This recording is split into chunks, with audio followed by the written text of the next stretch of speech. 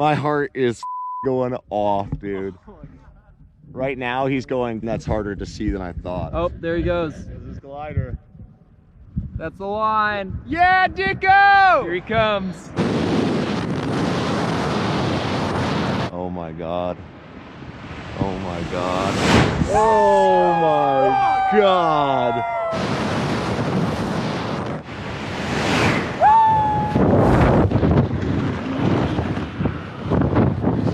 That was insane. Woo!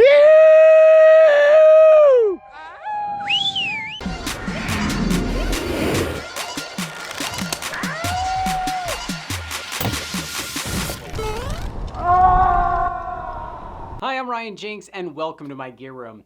November 2019, right before the GGBY festival, we rigged the net to do some wingsuit fly-throughs. It was an idea that Lorenzo DeMuro, Andy Lewis helped, Daniel Risto, and all of us kind of came up with this idea as we were building the GGBY net to make the hole in the middle big enough to fly people through. We set it up at this 45-degree angle in order for it to be more or less at the angle they would fly into it. We had 4 wingsuiters go through it, and we're going to show all their clips as we go throughout this video. So we'll start with Ben Dicko. He exited from a paraglider that was towed up from the back of a vehicle in order to get him to altitude, even though he wasn't very high, I believe only 1,500 feet. And so that doesn't give him a lot of time to find the net and fly through it. And Dicko used smoke cans, so it was actually a lot easier to see him as he was coming in, and since he corkscrewed, it made it look pretty damn cool.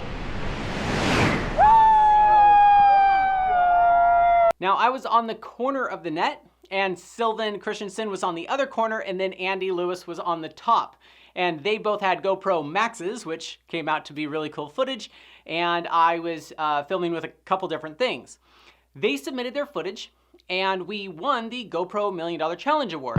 And no, we don't win $1 million. It's a marketing gimmick. We did win a few $1,000s that was spread out across many people because it was also part of a rope jump and stuff, but everyone shared, and it was pretty cool that we all got to benefit from it. Now keep in mind, we do these stunts because we love the art behind it. I personally love combining multiple sports into one stunt, and in this case, a target that was an enclosed hole was actually a pretty neat, unique kind of stunt. And from my perspective, it was quite shocking how quick everything went by, even though we've got all of our slow motion videos and stuff. It was zoom, and it was over. It was crazy. And the build up from it, and when I saw him release from the paraglider, it was, my heart just sank. I had more adrenaline for those 5 seconds than I had on any other thing we did that entire month. So now let's hear a little bit from him about his experience. That was fucking so Fun good. as fuck, man. Yeah, normally you might cut away back here, like say 3,000 feet back and say 3,000 feet up. Yeah. But because I only had like 1,500 feet, Yeah, you didn't have far to fall. have to come over top and then just like. That was sick. My name's Dicko, and yeah, the process starts back at the launch. So you set up wearing the wingsuit, the parachute, you've got the paraglider, you've got a tow bridle linked to the truck, which has a hydraulic winch on it. And then there's 2 cutaway systems. So the first one is to the tow line, and the second one is to release the paraglider. So as soon as we launch and get flying, the whole game starts. Basically, I have a list here on my arm: safeties, water, wingsuit, leg zips, goggles, camera, smoke, altitude, I don't know, arm zips, pull smoke, cutaway. Wow, you can't forget any of that shit. No, dude. Checklist is game changing. But yeah, for the whole 5 minutes on the tow up, you're just like setting up gear, removing safeties, prepping, and then it's game time. And what point do you decide whether or not you're gonna go for the hole, or if you're just gonna fly above and just bail? I mean, you always have the option to bail, even till the last 5 seconds. But First of all, you have to decide whether you're in the right location with the glider before you cut away from the glider to even fly the wingsuit at all. And if we weren't near enough for me to fly the wingsuit, then I would just cut away the tow line and fly the glider down to the road and land, and then reset and go again. Okay. Once you know you're going to cut away with the wingsuit, then basically you cut away, you're on your back flying in the wingsuit, you have to flip over, and then the first thing you're trying to do is get eyes on. Was it the easy to net. see? Yeah, it was. It it's was neon yellow and orange. Okay. Yeah. Okay. And We then were have wind wondering. indicators on a flags on either side down there. Yeah. To get an idea of the winds. But yeah, from 1,500 feet, you probably only have, 4 or 5 seconds really to get set up. And then, I was making adjustments all the way until the last couple seconds. Ideally, you would How line did it up feel from those last further 3 away. seconds? Did you feel like it was very doable because the hole was big enough, or you're like, you just had to stay super focused? Yeah, definitely still flying the suit.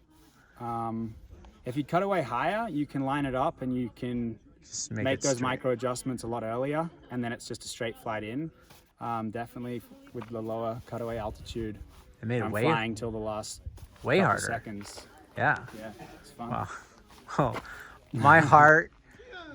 When I saw your smoke, Yeah. and my heart just started racing as much as it did right before I base jumped with Andy. yeah? It's just like I was like, oh fuck, this is gonna happen. It was so Yeah. cool. Good job, man. Thanks, brother. Cheers. Yeah. Thanks for hooking it up. Yeah.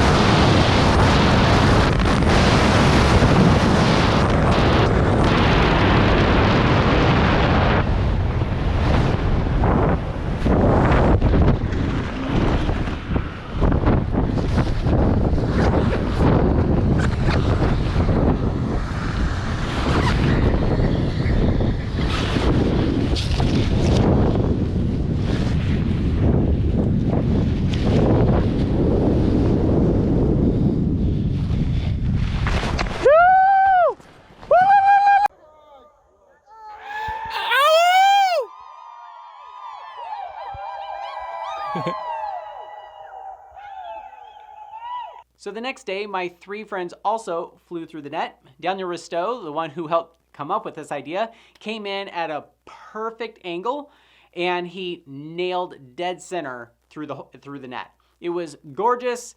It was awesome. He executed it perfectly. And something interesting Daniel said about this project specifically, because he does flybys all the time, close proximity projects, is he can get closer and closer and closer to the target and always back away if he's not feeling comfortable.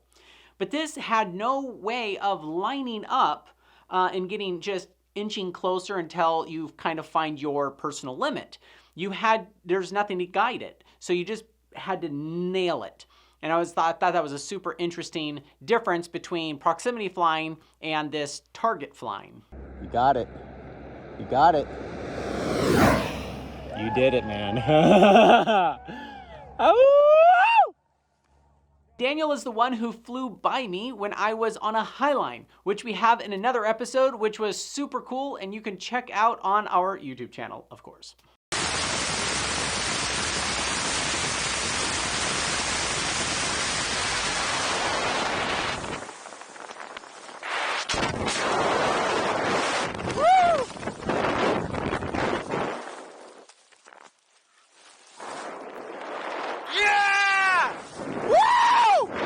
And then Tristan Henley flew after that, and he also came in quite well. It was a little low, and he just kind of flattened out to hit dead center for the most part as well. And you can see the different angles in the footage that we have.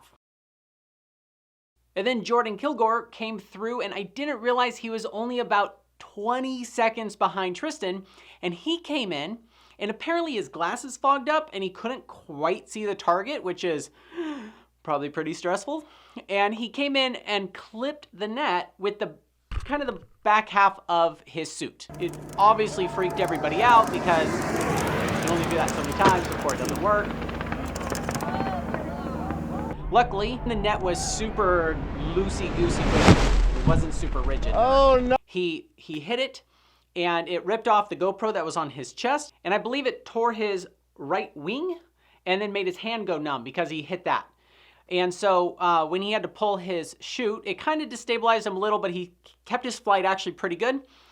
He had to stick his numb hand inside of where the pilot chute is and the bridle and pull it out, and it went well. So we were fortunate there were no accidents, but being right next to it was so intense. As you can see in my video of my phone that I just pulled out at the last second as I realized he was coming, you can hear how intense it was when you're just a few feet away.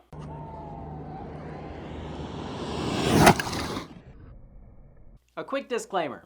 This was with the net that we built for GGBY before GGBY. This had nothing to do with the festival, and it was just a shenanigan that we did with the net prior to it. However, if you want to get on this net, you can at the GGBY Festival. You can get your tickets at ggbygathering.org. It is a festival around Thanksgiving every year in Moab, Utah. So go check it out on the website and grab your tickets for this coming festival. And please leave a comment below about what you think of this stunt and other stunts that you think that we could try. The sky is not the limit. We love combining sports and trying ridiculous and try to be as responsible as we can.